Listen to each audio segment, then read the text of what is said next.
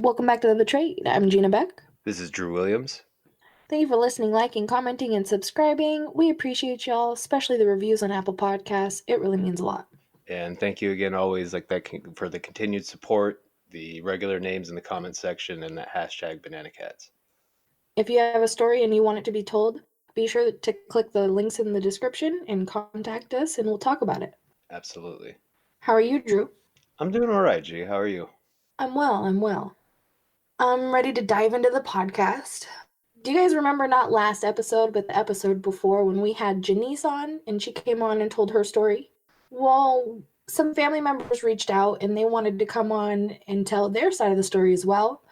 And instead, they have a statement for us. So we're going to read you guys their statement and then talk about it a little bit afterwards. John Roger Swigart, known to most as Roger, was shot and killed in front of his girlfriend Janice Smith.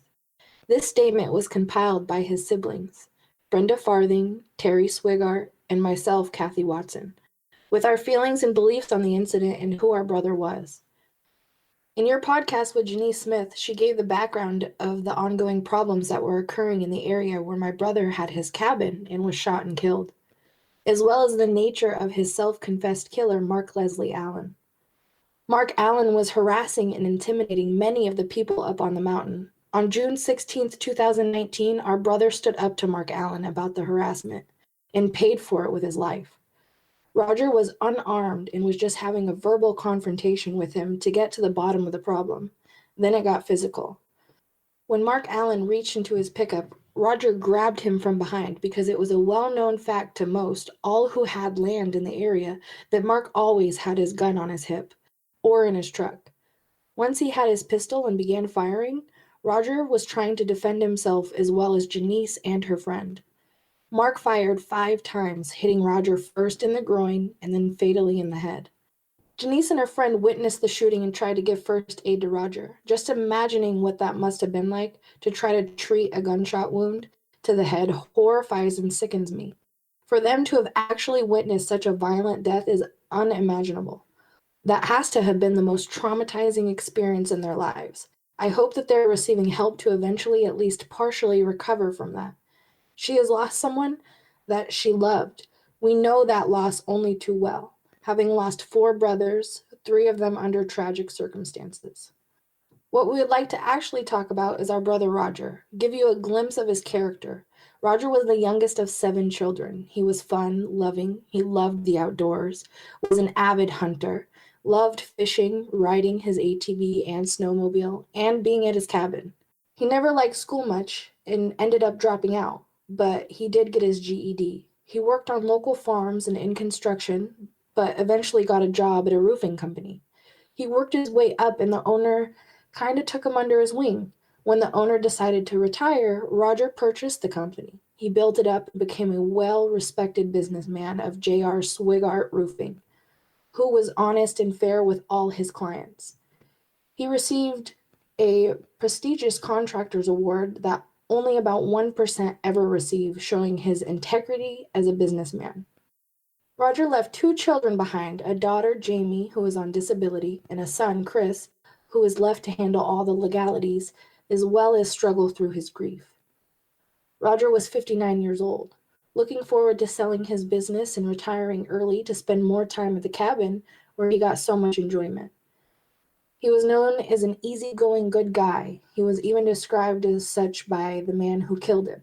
Many who heard about the incident could not believe that Roger would have been the aggressor.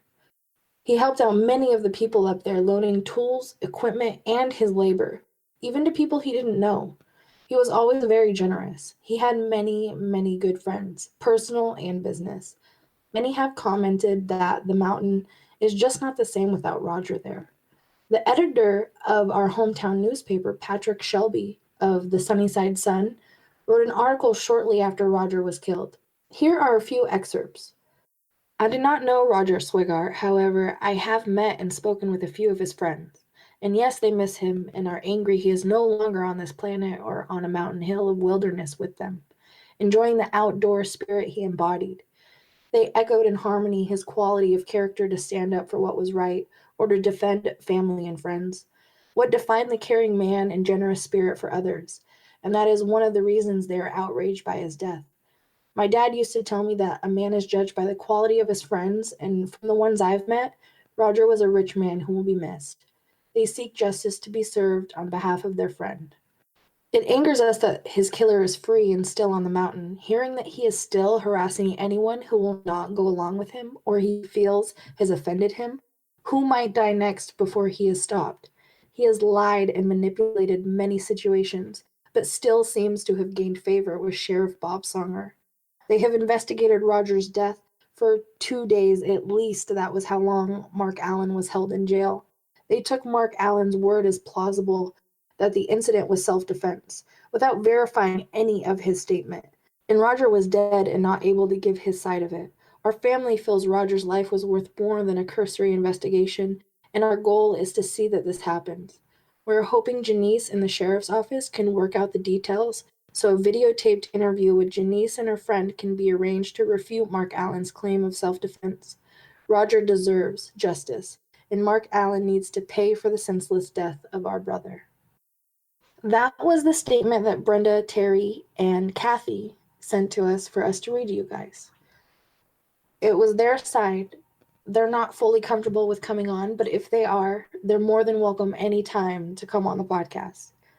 Yeah, we this is a really hard situation because I really don't know where to go completely. And if any of our former guests are listening and they can think of a way to help rectify this, please reach out because it's a hard one and it's heartbreaking and Roger really does deserve justice.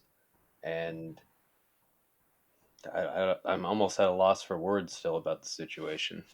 I talked to Janice today, and one thing's for sure throughout this whole experience, she has developed PTSD and a lot of anxiety and ongoing stress throughout this whole scenario, as I'm sure the family has been dealing with some of those things as well.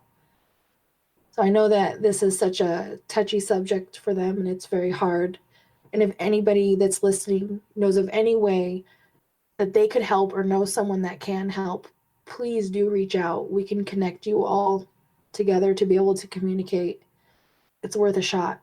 If there's anyone out there that can help in any way. Yeah, we can facilitate. It doesn't even have to be on air or anything like that. We can facilitate a chat room for everybody to get together and talk. So if you guys would like that, please reach out to me or G again. 100%. I think we should end it on that.